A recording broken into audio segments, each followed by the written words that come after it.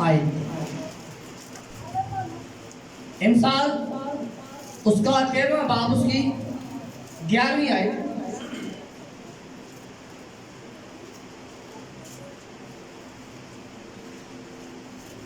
बड़ी अहम बातें हैं, इनको जानना, इनको समझना हमारे लिए और हमारे खानदानों के लिए बहुत ज्यादा जरूरी है कि हम इन बातों को तवज्जो के साथ, गौर के साथ समझें। हर दूसरा इंसान जिसके पास पैसा आ जाता है, जिसके पास बहुत ज्यादा दौलत आ जाती है, उसकी जुबान पे एक ही बात है कि मुझ पे या मेरे खानदान पे अब्राहम की बरकत,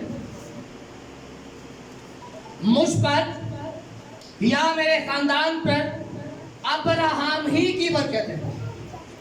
आया हमें बाइबल मुकद्दस में से ये जानने की जरूरत है कि जो बरकत मुझ पर है रुपए पैसे के हवाले से, आया वो अब्राहम के खुदा की तरफ से है या किसी और तरफ से मेरे पास आई है।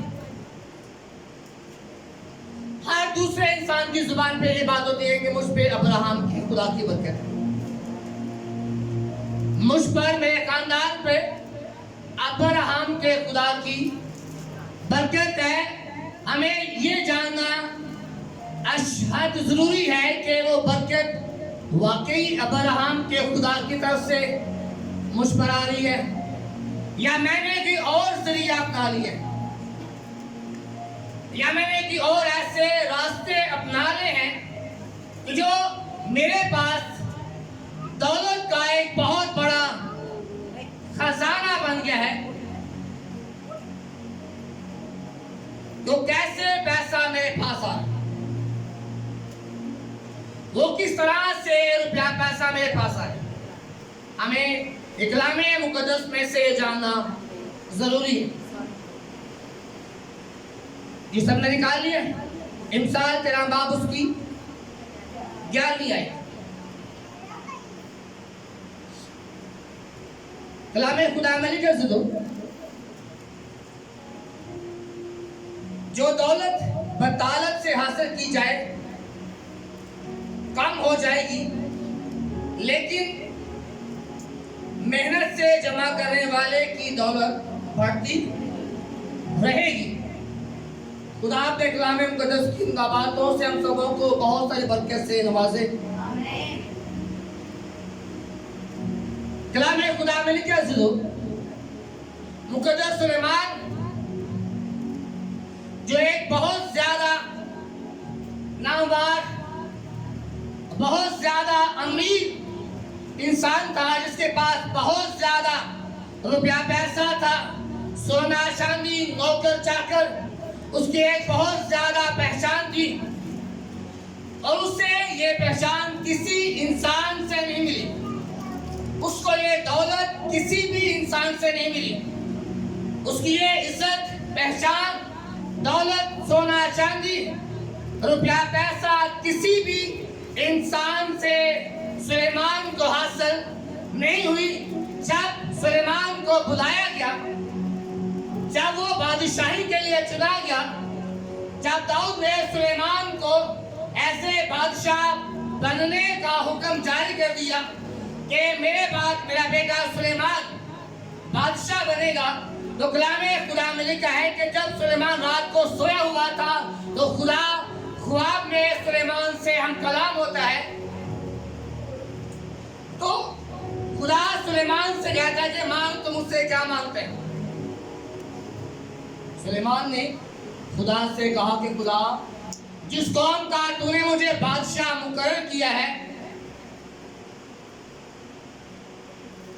जिस कौम का तूने मुझे पेशवा बनाया है, रहनुमा बनाया है, ये एक बहुत बड़ी कौम है और मुझ में इतनी अकल नहीं, मुझ में इतनी समझ नहीं कि मैं इस कौम का अच्छे तरह से इंसाफ कर सकूं, इस कौम को लेके चल सकूं, इस कौम को एक अच्छी दिशा पे, एक अच्छी राह पे लेके चल सकूं।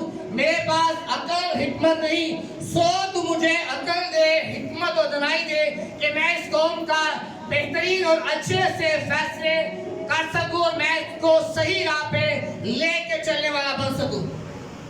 उस बात से खुदा बहुत खुश हुआ कि तूने मुझसे दुश्मन का सर नहीं मांगा, तूने मुझसे दुश्मन का सर नहीं मांगा, तूने मुझसे बहुत ज्यादा एक बहुत इज्जत पहचान नहीं मांगी। और मैं तुम्हें क्या करूंगा, मैं तुम्हें दौलत और इज्जत इनाम में दूंगा। दौलत, इज्जत और शोहरत मैं तुम्हें इनाम में दूंगा, क्योंकि तुमने मुझसे अपने किसी भी दुश्मन का सर नहीं मांगा। खुदा मुझे फतह याब करने के लिए कुव्वत दे, मैं बड़ी बड़ी जंगें लड़ूं, मैं बड़े बड़े लोगों को, कौमों को तबाह करता जाऊं। तूने मुझसे ऐसा कुछ नहीं मांगा, तूने मुझसे हिकमत, दनाई और फहम मांगा, सो मैंने दौलत, इज्जत, पहचान और शोहरत तुम्हें इनाम में दी। सो सुलेमान को इल्म है कि इज्जत खुदा से आती है, पहचान खुदा से आती है, दौलत खुदा से आती है। तो जब सुलेमान को इस बात की समझ है इज्जत दौलत खुदा की तरफ से है, तो उसने अपनी कौम को, अपने लोगों को ये बात समझाने के लिए, ये बात उनके पल्ले डालने के लिए, ये बात कलाम मुक़द्दस में लिखी पाक रूह की रहनुमाई में कि जो दौलत बतालत से हासिल की जाएगी वो कम होती जाएगी। जो दौलत बतालत के साथ, धोखे के साथ, फरेब के साथ, किसी को दगा दे के, किसी को दबा के, किसी इंसान के साथ फ्रॉड करके, किसी इंसान के साथ झूठ बोल के या किसी इंसान को दबा के उससे वो रुपया पैसा निकाला जाएगा, धोखे के साथ दौलत हासिल की जाएगी, अपना बैंक बैलेंस बढ़ाया जाएगा, अपने घर में रुपया पैसा जमा किया जाएगा, अपनी जायदाद बढ़ाई जाएगी। जो बतालत के साथ दौलत हासिल की जाएगी वो कम होती जाएगी, वो कम होती जाएगी, क्योंकि वो धोखे के साथ आ रही है। नबी बयान करता है कि जो कोई धोखे के साथ या किसी गरीब आदमी का, किसी मस्कीन का रुपया पैसा जायदाद हासिल कर लेता है, तो वो उस तितर की मानिंद है जो किसी दूसरों के अंडे पे बैठ जाता है। तितर जो जानवर है, जो परिंदा है, उसे लालच उसके अंदर इस कदर होता है कि वो दूसरे परिंदों के अंडों पे खुद की मलकियत समझ के बैठ जाता है कि मेरे अंडे किसे के हैं, वो खुद को उनका मालिक बना लेता है। जब एंड पे उसे इल्म होता है ये तो बच्चे किसी और के हैं, ये अंडे किसी और के हैं, तो लिखा है एंड पे वो बेवकूफ ठहरता है, एंड पे वो शख्स बेवकूफ ठहरता है। ऐसा शख्स जो किसी दूसरे के पैसे को दगा के साथ, धोखे के साथ, किसी दूसरे इंसान का रुपया पैसा खाना चाहता है, किसी दूसरे का माल हड़पना चाहता है, किसी दूसरे का रुपया पैसा अपने अकाउंट में जमा करना चाहता है, धोखे के साथ पैसा हासिल करना चाहता है, तो कलाम मुक़द्दस में लिखा है जब एंड पे वो सोचेगा तो बेवकूफ इंसान ठहरेगा, वो कम अकल इंसान ठहरेगा कि मैंने क्या किया है, मैं सारी जिंदगी दूसरे इंसानों का रुपया पैसा जमा करता रहा हूँ, धोखे के साथ, फ्रॉड के साथ, मैं उनसे रुपया पैसा छीन के जमा करता जाता हूँ। एंड पे आके बता वो गलत साबित होगा।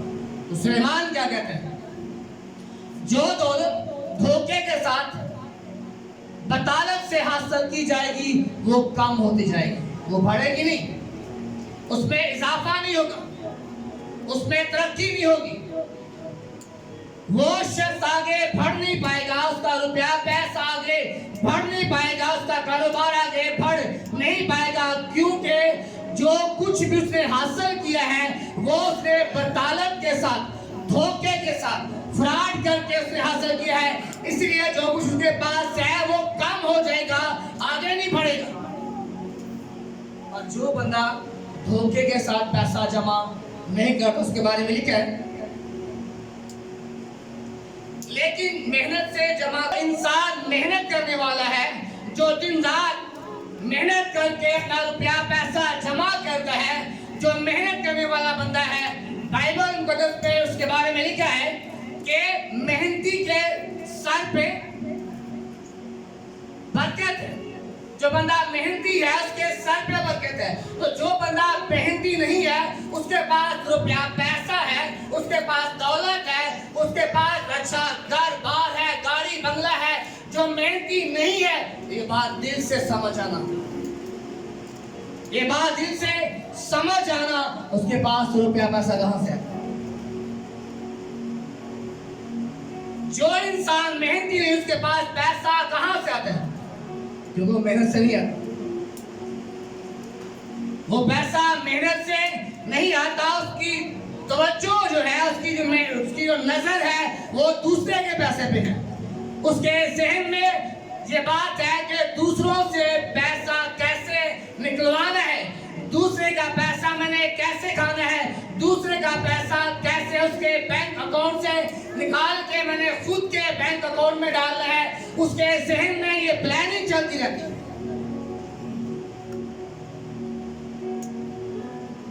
उसके जहन में ये प्लानिंग, ये मंसूबा चलता रहता है, क्योंकि वो धोखे के साथ पैसा निकालता, वो मेहनत नहीं करता, वो शख्स मेहनत नहीं करता और दूसरे तरह से पैसा निकालता और अपने खाते में जमा करता है। और बाइबल कहती है जो मेहनत करने वाला बंदा है, जो मेहनत करता है, उसका पैसा बढ़ता रहेगा, वो कम नहीं होगा। उसका पैसा बढ़ता रहेगा, वो कम नहीं होगा।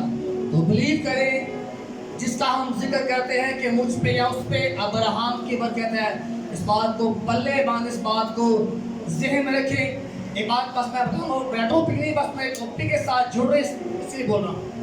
पहला ग्रंथियों 6 बाब उसकी नायक में लिखा है, ऐ भाइयों फरेब मत खाओ, ऐ भाइयों फरेब ना खाओ। आगे कुछ और लिखा है, लेकिन मैंने बस वो आयत पकड़ी है, ऐ भाइयों फरेब ना खाओ। ध्यान से चलो, ध्यान से देखो, ध्यान से समझो, ध्यान से चलो कि वाकई अब्राहम की बरकत है, वाकई उसमें खुदा की शफकत है, वाकई अब्राहम के खुदा ने उस पे अपना आसमान खोल रखे है। वाकई बात सच है कि उस पे अब्राहम की बरकत है। हमें इस बात को जानना समझना जरूर है। हम इन बातों को अच्छे से गौर से समझें कि खुदा ने अब्राहम से क्या वादा किया। खुदा ने अब्राहम से क्या वादा किया?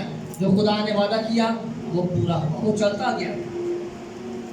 और अपने जमाने में अब्राहम मिस्र में गया या दीगर इलाकों में गया, तो आसपास की कौमें जो थी, जो बादशाह थे, वो अब्राहम से, उसके बेटे इसहाक से चिढ़ खाते थे, उससे वो जेलस करते थे, उससे वो जेलस फील होते थे कि ये आम बंदा है, ये एकाम चढ़वा है, इसके पास इतनी दौलत, इतना रुपया पैसा कहां से आया? एकाम सा बंदा। गवर्नमेंट जो थी आसपास के मुल्कों की, वो अब्राहम से, उसके बेटे इसहाक से चिढ़ खाते थे, इसके पास इतना रुपया पैसा दौलत कहां से आ गई? लेकिन हकीकत में आप बाइबल को पढ़ो तो खुदा ने उस पर अपनी शफकत कर रखी। अब्राहम पे खुदा की शफकत थी, उसके बेटे इसहाक पे खुदा की शफकत थी। अब्राहम के साथ खुदा का वादा था, उसके बेटे इसहाक के साथ खुदा का वादा था, याकूब के साथ खुदा का वादा था। और खुदा ने कहा कि ये वादा नस्ल दर नस्ल तेरे साथ रहेगा, कि मैंने तुझे अब्राहम को बरकत दी है और ये तेरी बरकत तेरे बाद तेरी नस्ल में चलती रहेगी। ये तेरी बरकत तेरी नस्ल में चलती रहेगी। और बिलीव करें, ये बात को समझे, जिस पर अब्राहम की बरकत है वो हाथ खोलता है ऐसे, बिलीव करें। जो कहे कि मुझ पे अब्राहम की बरकत है, अपनी मुट्ठी बंद कर लें तो बिलीव करो उस पे अब्राहम की बरकत नहीं, अकॉर्डिंग टू बाइबल। जो यतीम के लिए, गरीब के लिए, मस्कीन के लिए, जिसके पास कपड़ा रोटी नहीं है, उसको दे के अपना मुंह फेर ले, अपना हाथ बंद कर ले, तो यकीन जाने उस पे अब्राहम की बरकत नहीं। कलाम में लिखे उस पे अब्राहम की बरकत नहीं,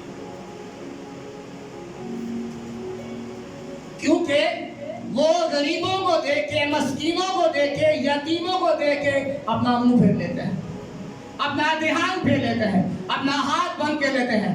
तो जब खुदा ने शरीयत लिखवाई तो शरीयत में इस्तिस्ना उसके 28 बाब में लिखा है कि अगर तू खुदा के कवानीन को, खुदा के हुक्मों को, खुदा की बात को माने तो खुदा का आसमान तेरे लिए खुला रहेगा और तेरे अंबार खाने जो है वो लबरेज रहेंगे, तेरे अंबार खाने भरे रहेंगे, तेरे अंबार खाने लबरेज रहेंगे। और तू दिगर नेशन को, कौमों को तू कर्ज देगा, खुद नहीं देगा, तू कर्ज देगा। ये अब्राहम की बात, तू कर्ज देगा, तू दूसरों के बारे में अपनी मुट्ठी खोलेगा, दूसरों के लोगों के लिए, खानदानों के लिए, गरीबों, मस्कीनों, यतीमों के लिए तू अपनी मुट्ठी को खोलेगा, क्योंकि तेरे अंबार खाने अब्राहम की खुदा से भरे हैं। और तू मुट्ठी खोलेगा, अगर मुट्ठी नहीं खोलेगा इसका मतलब तुझ पे खुदा, अब्राहम के खुदा की बरकत नहीं है, तुझ पे अब्राहम के खुदा की बरकत नहीं है, क्योंकि तू दिल का कमजोर है, तू अपना हाथ खोलने से डरता है, अपना हाथ खोलने से गरीबों के लिए, मस्कीनों के लिए तू डरता है कि मेरे पास जो दौलत है वो कम हो जाएगी, मेरा रुपया पैसा कम हो जाएगा, अगर मैं इनको बांटना शुरू करूं तो मैं कहां से खाऊंगा, मेरा बंदोबस्त कहां से होगा, मेरे खानदान का बंदोबस्त कहां से होगा, मेरा घर अच्छा कैसे बनेगा, मेरे पास गाड़ी कैसे आएगी, मेरे कपड़े अच्छे कैसे आएंगे, मेरी पहचान कैसे बढ़ेगी अगर मैं इनको देना शुरू कर दूं। गुलामों को तो लिखे सलमान ने कहा, जो यतीम और बेवा का ख्याल रखता है खुदा उस बंदे का कर्जदार है, खुदा उस बंदे का कर्जदार है जो अपनी मुट्ठी खोलते हैं, जो अपनी मुट्ठी खोलता है खुदा उस बंदे का कर्जदार है, तो जो अपनी मुट्ठी नहीं खोलता वो खुदा का और बंदे दोनों कर्जदार है। वो बंदा खुदा का भी कर्जदार है, वो बंदा उस गरीब मस्कीन का, यतीम का भी कर्जदार है, तो उस पे खुदा की बरकत नहीं है, उस पे खुदा की बरकत नहीं है। ये तो हम दूसरों को दिखाने के लिए, दूसरों को धोखे में रखने के लिए हम बातें कहते हैं, हाँ मुझ पे अब्राहम के खुदा की बरकत है, मेरे पास सब कुछ है, शुक्र है खुदा का, मेरे पास सब कुछ है, शुक्र है खुदा का। और बाइबल कहती है जो दौलत धोखे के साथ, बतालत के साथ हासिल की जाएगी वो कम होती जाएगी, लेकिन जो मेहनती है, जो मेहनत करने वाला बंदा है, जो मेहनत करता है, उसका रुपया पैसा, उसकी दौलत बढ़ती जाएगी, वो कभी कम नहीं होगी। आमीन आमीन, वो कभी कम नहीं होगी, क्योंकि वो शख्स मेहनती है, वो मेहनत करता है, अपने काम में जिम्मेदार है, वो मेहनत करने वाला बंदा है, उसका रुपया पैसा कभी कम नहीं होगा। आज देखिए मेरे साथ ज़बूर 112,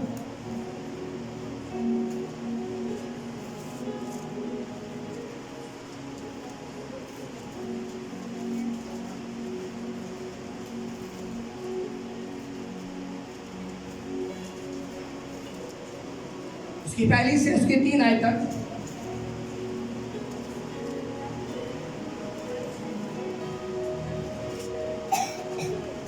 सबने निकालिए।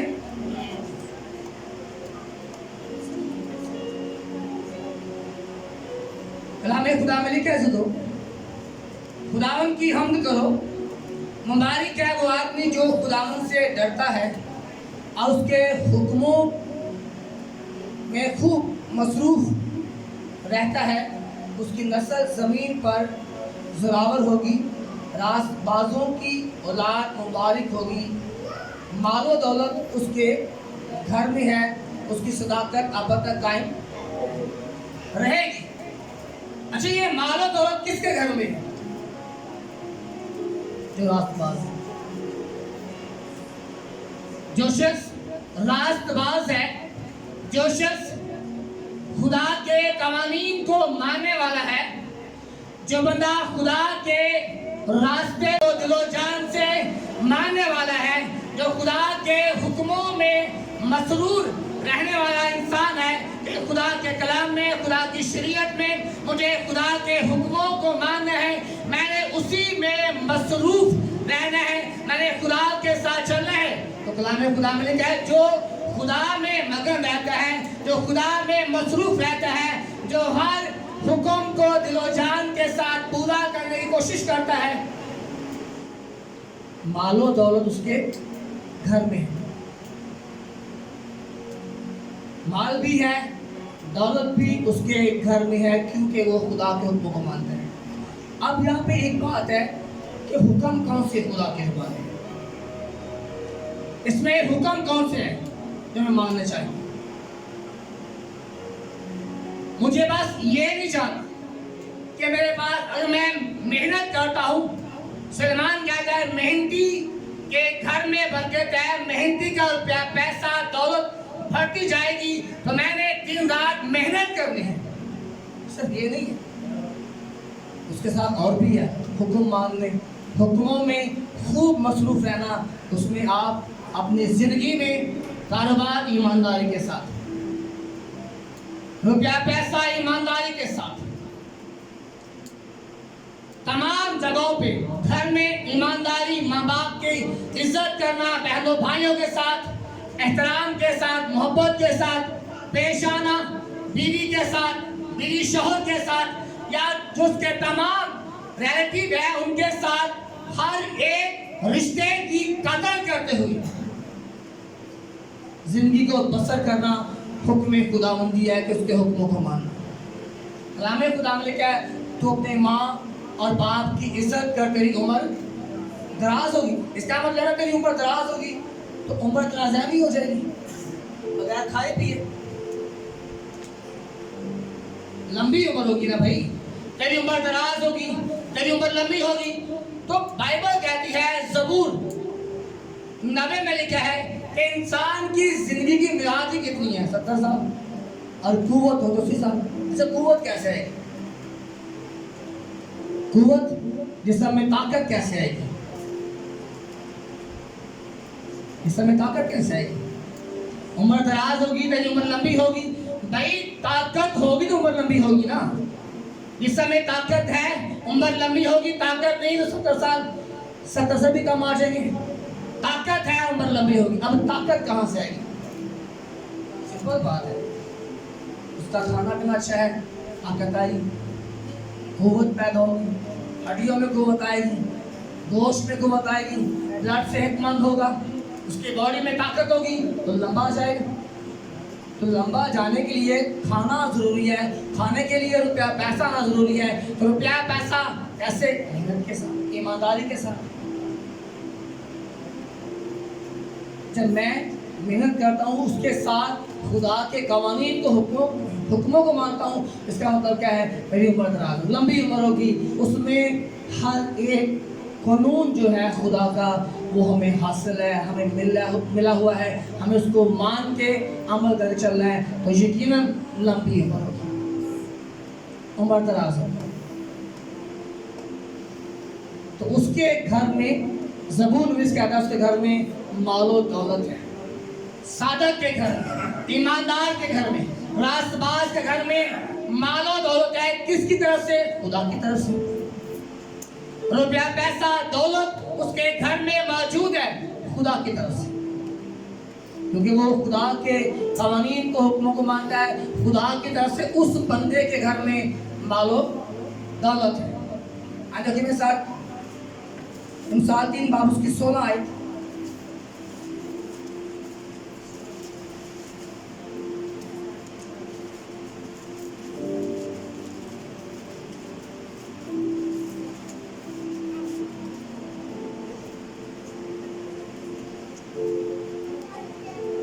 मिसाल उसका 3 बाब और उसकी 16वीं आयत।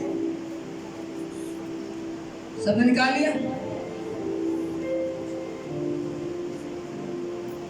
कलाम खुदा में लिखा है, उसके दाहिने हाथ में उम्र की दराजी है और उसके बाएं हाथ में दौलत और इज्जत है। उस बंदे के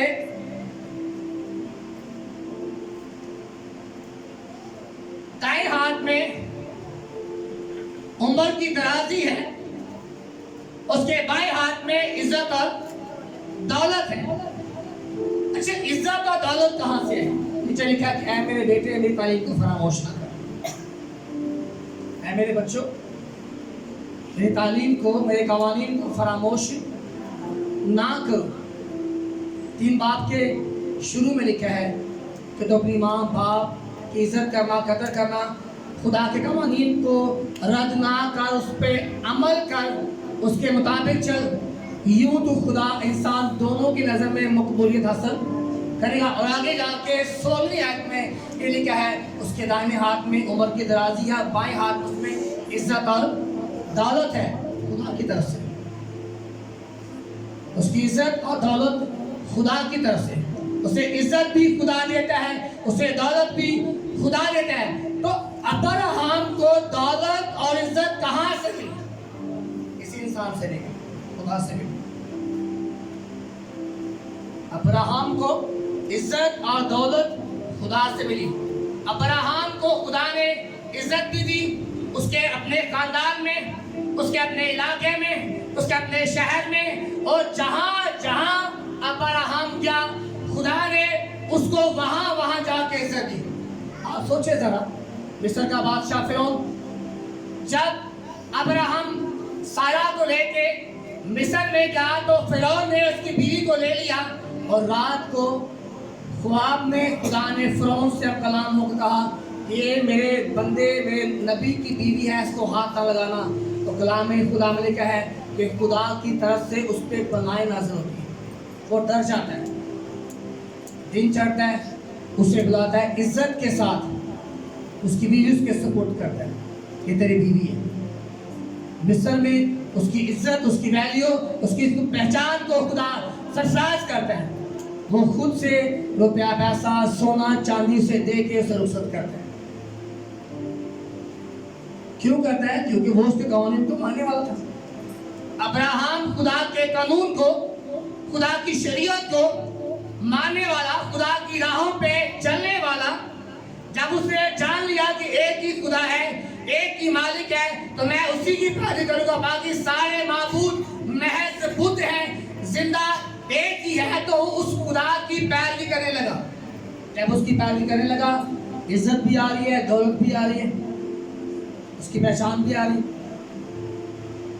अब्राहम की इज्जत दौलत खुदा की तरफ से थी, उसे खुदा अता कर रहा था, उसे पहचान, उसे वैल्यू खुदा दे रहा। आमीन। आज देखिए मेरे साथ इंसान, उसका 22 बाब उसकी 4 आई।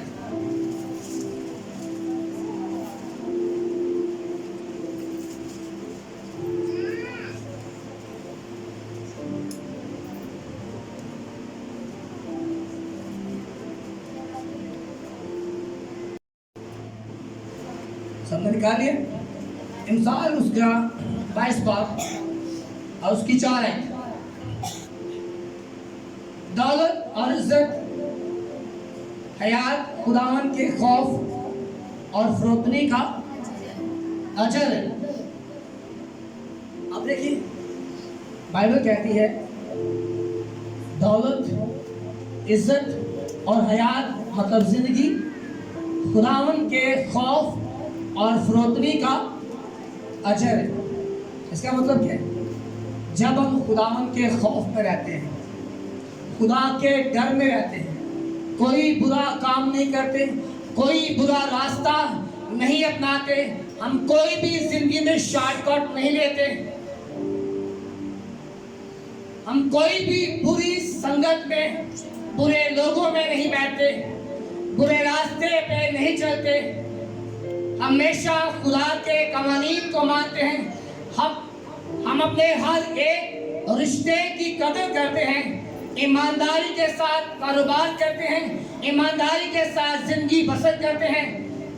छोटे बड़े बच्चों के साथ, बुजुर्गों के साथ हम इज्जत के साथ पेश आते हैं। हम खुदा के खौफ में रहते हैं, हम खुदा का डर मानते हैं, लालच नहीं करते, हसद नहीं करते, दीगर बुरे काम नहीं करते। हम खुदा के खौफ में रहते हैं। नाचरंग से परहेज करते हैं, हम खुदा के खौफ में रहते हैं। लड़ाई झगड़ों से परहेज करते हैं, हम खुदा के खौफ में रहते हैं। हम दीगर बुरे कामों से गुरेज करते हैं, हम खुदा के खौफ में रहते हैं। माँ को इज्जत देते हैं, साल के बाद नहीं, पूरे साल में। बाप की इज्जत करते हैं, पूरे साल के बाद नहीं, पूरे साल में। अगर दूसरे रिश्तों की कदर करते हैं, पूरा साल हम कदर करते हैं, हम खुदा के खौफ में रहते हैं। अगर मैं और आप खुदा के खौफ में हैं, उस बंदे के लिए इज्जत भी खुदा की तरफ से है, दौलत खुदा की तरफ से है, हयात खुदा की तरफ से है, फरोतनी का अजर खुदा की तरफ से है। आप खुदा का डर खौफ मानते हो, आपके लिए अजर है। अजर क्या है? दौलत है, इज्जत है, हयात है, सब कुछ खुदा आपको इनाम में देगा। आमीन, आमीन। ये कहा था खुदा सुलेमान से कि तूने किसी दुश्मन का सर नहीं मांगा, सो मैंने तुझे इज्जत भी दी, पहचान दी, तुझे वैल्यू दी, तुम्हें रुपया पैसा इनाम में दिया। ये रास्तबाज का, ईमानदार का अजर है, उसका इनाम है, इसका इनाम है।